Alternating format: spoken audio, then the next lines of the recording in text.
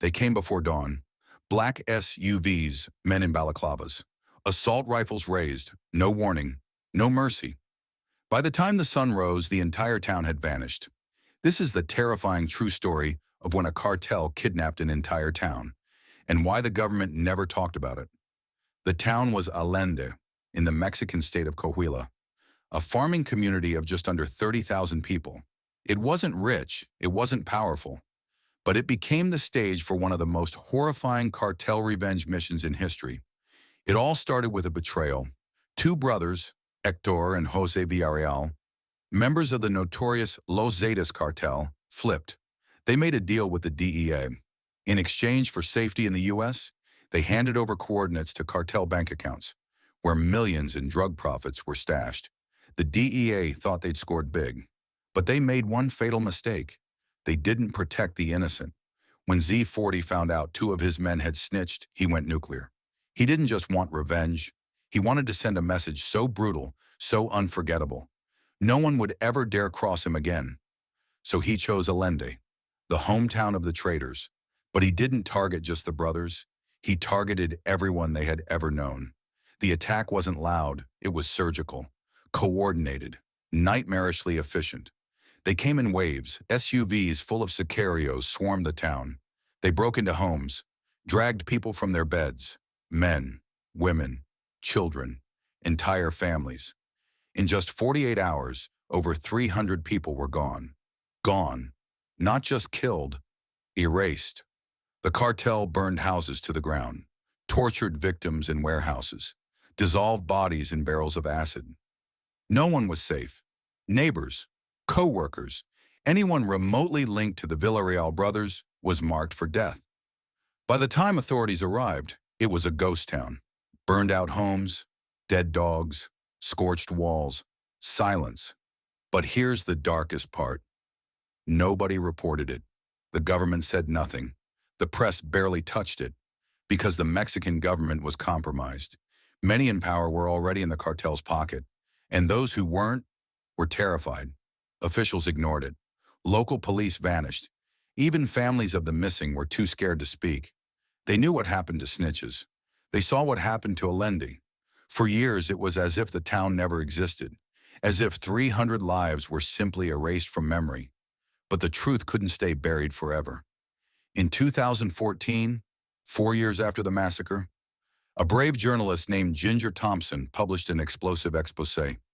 She uncovered the DEA's role, the betrayal, and the catastrophic silence that followed. The public was shocked. International media picked it up. Families finally spoke. And that's when the scale of the horror was fully revealed. A total of 42 homes were destroyed, an estimated 300 people abducted, many never found, and countless more traumatized. But still, no one from Los Zetas was charged for the massacre. No Mexican official faced consequences. And the DEA? They never apologized. Eventually, Miguel Trevino, Z40, was captured, but for money laundering, not mass murder. In 2013, Mexican Marines caught him hiding in a truck near the U.S. border. But none of the charges mention Allende. Why? Because the government refused to acknowledge the massacre. Admitting it would mean admitting they failed, or worse, that they allowed it. And Los Zetas? They were still active. Splintered, yes, but deadly. Their reign of terror continued in other towns. But Allende? It became a dark legend. No one wanted to move back. Schools remained shut. Businesses closed for good. Families who lost loved ones never got justice. They never even got bodies.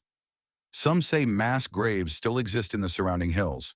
Others believe the bodies were dissolved and dumped in hidden pits. Either way, Allende became a symbol, a warning, not from the government, but from the cartels. The tragedy of Allende exposed something terrifying. There are places the government doesn't control. The cartels don't just run drugs. They run towns, police, politicians, even jails. Los Zetas were especially brutal. They didn't just silence people. They made examples of them. They wanted to own fear itself. And Allende was the ultimate flex. They didn't need to bomb a city. They didn't need to shoot up a government building. They just erased a town, quietly, and the world let it happen. Meanwhile, survivors were left with scars and silence. Some families still don't speak publicly. They move. They change names. Because even years later, the threat remains. Cartels have long memories. And revenge isn't just a threat, it's policy. Thanks to whistleblowers, journalists, and human rights groups, Allende's story was finally heard. But the justice? Still missing. The DEA never faced official reprimand. Los Zetas split into factions, some even more violent. And the Mexican government? Silent. But the legacy of Allende haunts every village in cartel territory. Because people now know one mistake can get your whole town wiped off the map. Allende wasn't about power, it was about control, and the cartels proved they had it, not just over drugs, but over lives, memories, and silence. This wasn't a war, it was a massacre, and the world almost never heard about it.